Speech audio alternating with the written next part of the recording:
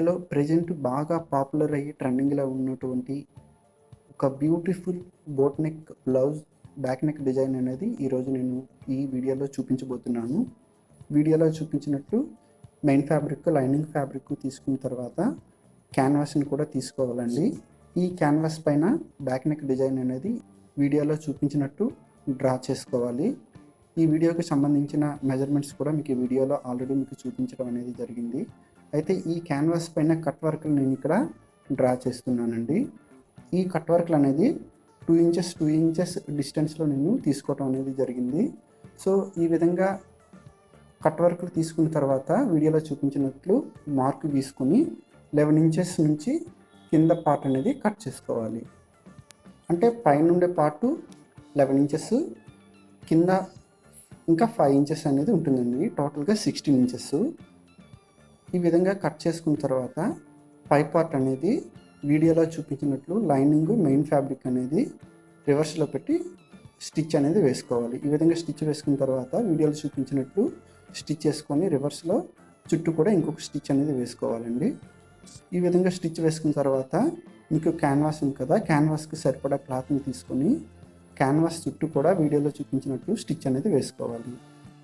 మీరు ఈ video stitch చేసేటప్పుడు ఒక సింపుల్ ట్రిక్ అనేది మీరు యూస్ చేస్తే ఈ వీడియో చాలా సింపుల్గా మీరు కుట్టచ్చండి. అయితే ఇప్పటివరకు మీరు నా ఛానల్ను సబ్స్క్రైబ్ చేసుకోకపోతే తప్పకుండా సబ్స్క్రైబ్ చేసుకోండి ఫ్రెండ్స్. సబ్స్క్రైబ్ చేసుకుని సపోర్ట్ చేయండి ఫ్రెండ్స్.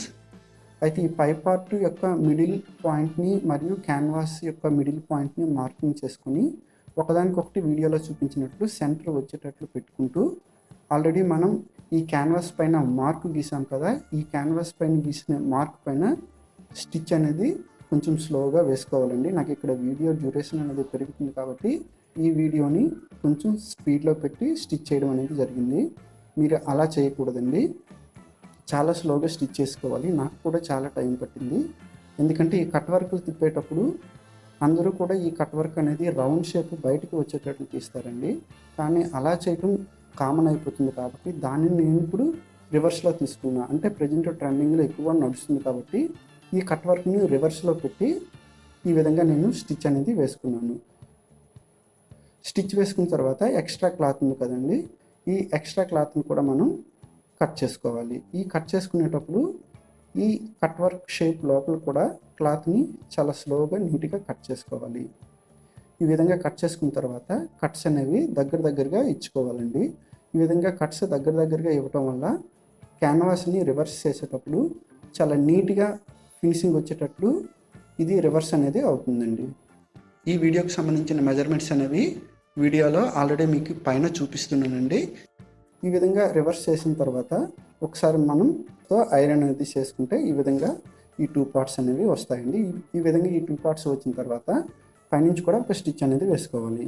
ఈ విధంగా స్టిచ్ వేసుకోవటం వల్ల ఈ షేప్ అనేది స్టిచెస్ ఊడిపోకుండా చాలా గట్టిగా ఉంటాయి. సో అందుకని ఇక్కడ స్టిచ్ అనేది వేసుకోవాలి. వేసుకోకపోయినా కూడా పర్వాలేదండి, బాగుంటుంది. స్టిచ్ వేసుకుంటే చాలా నీట్గా ఫినిషింగ్ అనేది వస్తుంది. ఈ విధంగా ఈ 2 పార్ట్స్ని కూడా మనం రెడీ చేసుకోవాలి. ఇప్పుడు కింద పార్ట్ ఉంది కదా, ఆ క్లాత్లు కూడా తీసుకోవాలి. వీడియోలో చూపించినట్టు మెయిన్ ఫ్యాబ్రిక్, లైనింగ్ ఫ్యాబ్రిక్ అనేది ఒకదానిపై ఒకటి పెట్టుకుంటూ చుట్టూ కూడా ఒక స్టిచ్ అనేది వేసుకోవాలండి. ఇక్కడ నేను ఈ స్టిచ్ వేసుకున్న తర్వాత ఎక్స్ట్రా క్లాత్ని కట్ చేసుకుంటున్నాను. కట్ చేసుకున్న తర్వాత పైపింగ్ అనేది వేయాలనుకుంటున్నానండి. 1.5 ఇంచుతో ఒక క్లాత్ అనేది తీసుకున్నాను. ఈ మ్యాచింగ్ క్లాత్ తీసుకుని వీడియోలో చూపించినట్లు నేను ఇక్కడ పైపింగ్ అనేది వేసుకుంటున్నానండి. ఇక్కడ పైపింగ్ అనేది చాలా సన్నగా వేసుకుంటున్నానండి. ఫినిషింగ్ బాగుండాలి కాబట్టి అంత సన్నగా వేసుకున్నాను. వేసుకున్నాక ఖర్చులు కనిపించకుండా డబుల్ స్టిచ్ కూడా వేసుకుంటున్నాను. మీరు ఈ వీడియోలో చాలా ఇంపార్టెంట్ విషయం ఏంటంటే యాక్చువల్లీ ఈ బ్లౌజ్ సైజ్ అనేది 14 ఇంచెస్, కానీ నేను ఇక్కడ 16 ఇంచెస్ ఎందుకు తీసుకున్నాను అంటే ఆల్రెడీ మనం ఏ బ్లౌజ్ అయినా కుట్టేటప్పుడు ఎక్స్ట్రా 1 ఇంచ్ తీసుకుంటాం. అంటే 14 ఇంచెస్ ఉంది అంటే మనం 15 ఇంచెస్ తీసుకుంటాం. కానీ నేను ఇక్కడ 16 ఇంచెస్ తీసుకున్నాను. ఎందుకంటే ఇక్కడ నేను పైపింగ్ వేసేటప్పుడు ఒక 1/2 ఇంచ్ పోతుంది.